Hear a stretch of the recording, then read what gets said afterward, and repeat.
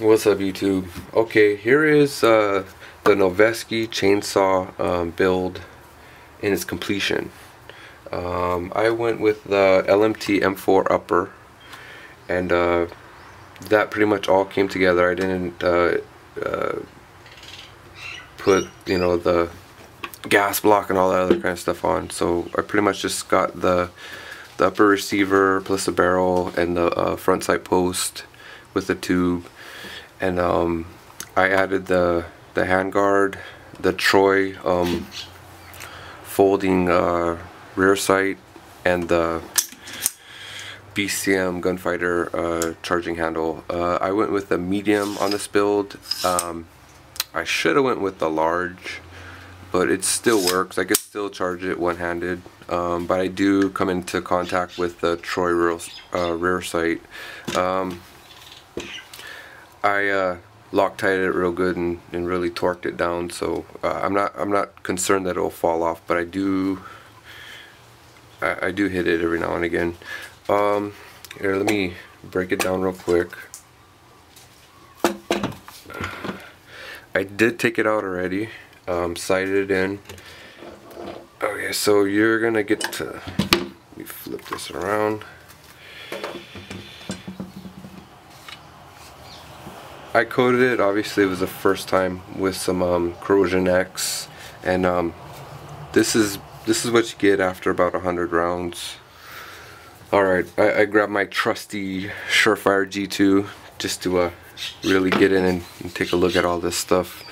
I sprayed a little bit inside here, and that's pretty much all that we got. Make sure you could see all that. Not too bad. I could see sediment inside on the bottom of the trigger group, but the springs are not coated or anything. Supposed to be able to run this dry. The trigger was pretty good. It's brand new, so it was stiff. Right now I'm kind of used to shooting precision rifles with 1 pound trigger pulls, so this combat trigger is obviously a lot heavier. So okay, so this is what we got after firing a little over 100 rounds. A little grimy, but nothing sticking. Let me see. Kind of hard to get this focus. See, as you can see, it just wipes right off. So I mean, I wouldn't. So, and then let's take a look inside here.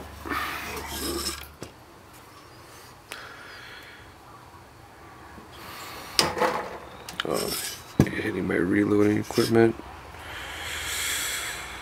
So yeah, you can see quite a lot of fouling in there. That was only 100 rounds.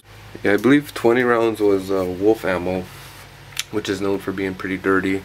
I just wanted to see how this rifle could handle wolf. It seemed to do pretty good. No problems. And here it is. Hey, if anybody knows, let me zoom in on this. I'm just curious what this forging mark is. If anybody knows what that is, just chime in on the video and let me know. It looks like an A that's been slashed. This is again on a LMT upper. It has LMT laser engraving right there. It was pretty good.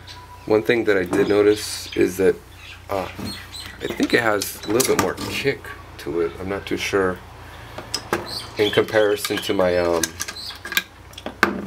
my POF, my piston driven AR. It could be because of the heavier bolt carrier group. I'm not too sure, but I went to a range where rapid fire was highly frowned upon, so I plan to take it to my normal range and let it rip.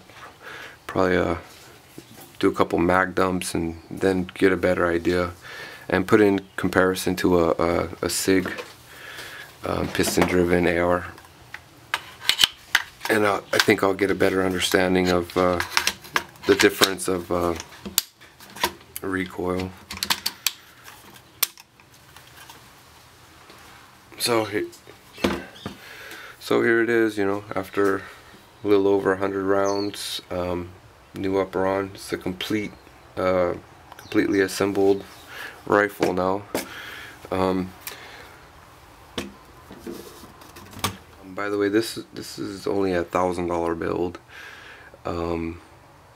where my POF, the upper alone was 1,100. So it just shows you what you could do with quality parts. I could have got it well under 1,000 if I just got standard mil-spec parts, but I got the enhanced trigger group with the nickel boron coated BCG, and those two components alone increased the price point.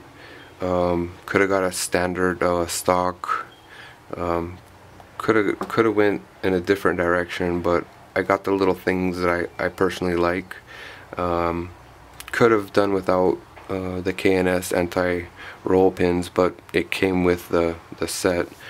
Personally, I like the ambi trigger. The ambi safety.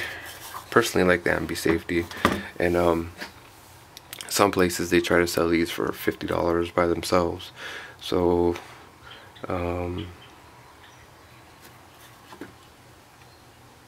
it's good. I think it's definitely worth what I paid for it. Let me see what else. Oh yeah, this is also an extremely light gun.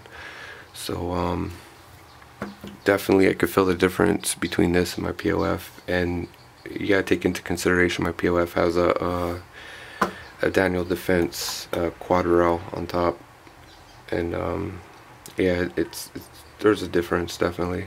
Flashlight and all other kind of junk on top. So I really kind of enjoy the super light rifle.